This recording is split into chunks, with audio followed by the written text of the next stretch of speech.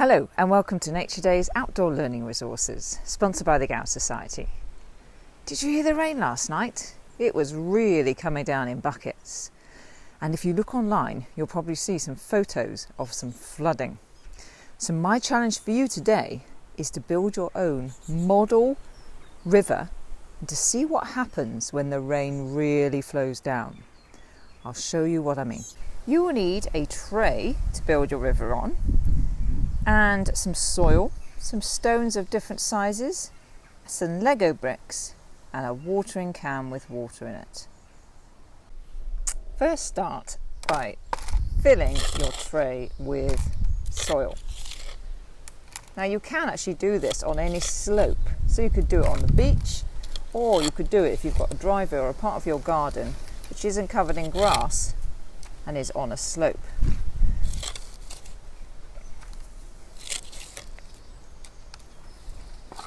Here we go. So this area here is my river catchment. This is the whole area in which the rain that lands will end up in my river. Now, if you think about a river, they usually start in mountains or hills. So we need some high land at the top of my river. So this bit here I'm going to build up even bigger so that it represents the source or the start of our river up in the mountains or the hills.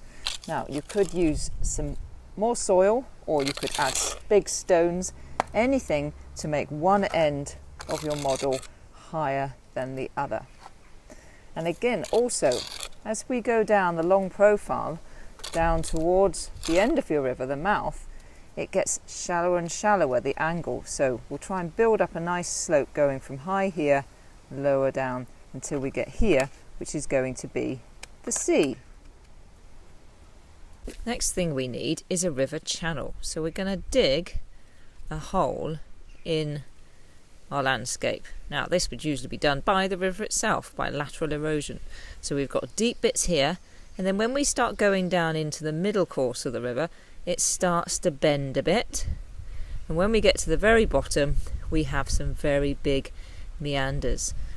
Now you can go all the way down to the bottom of your tray, near the bottom, keep a little bit of soil there further up. So there is my river channel.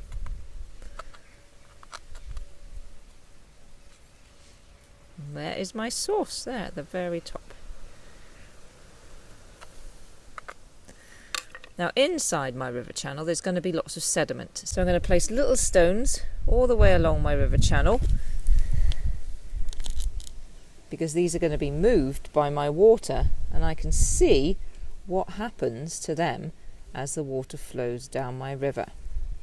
So fill up your channel with lots of little stones.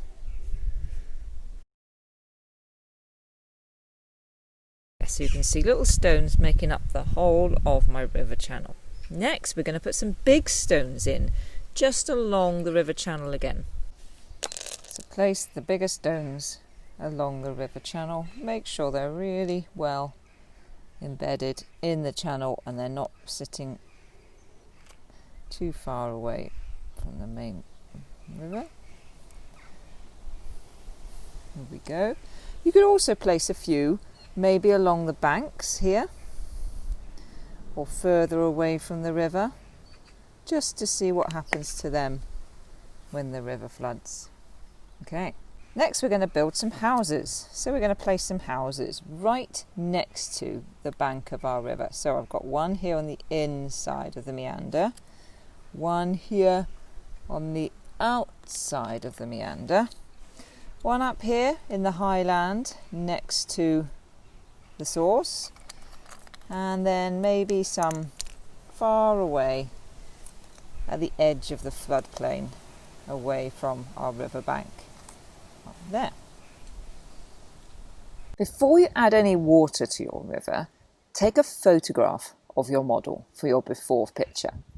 You could also fill in the worksheet from the Nature Days blog, so you can draw a diagram of where things are, like your rocks, your small stones and your houses. Then we're going to start with just a little shower of rain. So you need a watering can which has got very fine holes. If you haven't got a watering can, you could use a plastic bottle and just make some holes in the lid, place the lid back on, and then very gently add some water to your spring. You could video it to see what happens. Oh dear, house has already fallen down. Or you could take some photos. But yes, a video would work really well to see what happens. So we're going to place just a little bit of water into our sauce to see what happens as that water runs down into our river.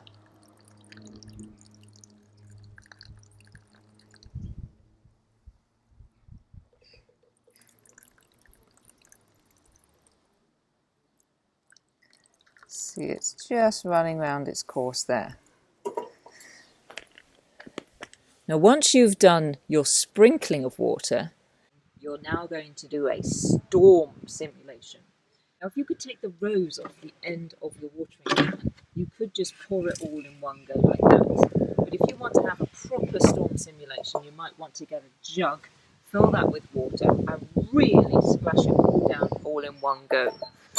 And remember to take a photo of the before picture of your model, and then film it if you like, or take a photo of the after and then fill in the worksheet to see how it's changed. Make some predictions before you do it. What do you think is going to happen to these big stones? What about the little stones which are underneath the big stones? Where are they going to end up? What about the houses? Which one is going to survive? Is it going to be the one on the outside of the meander or the one on the inside of the meander? Is it going to flood beyond this floodplain here and to the very edge of our river catchment? Is this house safe by the source, or is it safer down here beside the mouth? Is everything going to end up in the mouth, or is something going to end up going down through the river channel itself?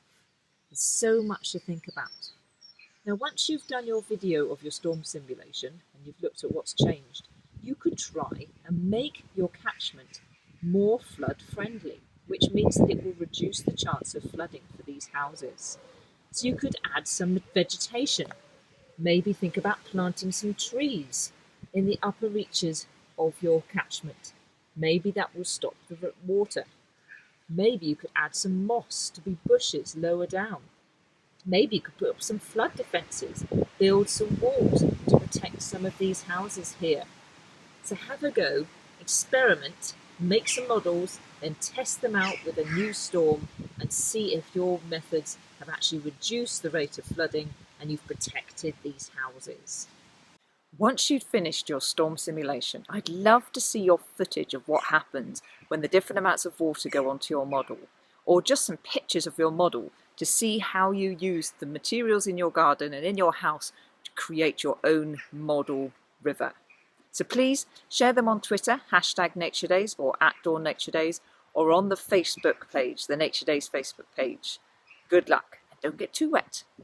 If you're enjoying these outdoor challenges, don't forget the Nature Days Outdoor Challenge cards are available on the Nature Days website or on Tess. You can have a look and see what activities you could do. If your teacher's going back to school, these are great cards. They're all digital, so they can be downloaded and just used on a tablet, or they can pre-print it off and they can be used as homeschooling or in schooling using the school grounds or the gardens.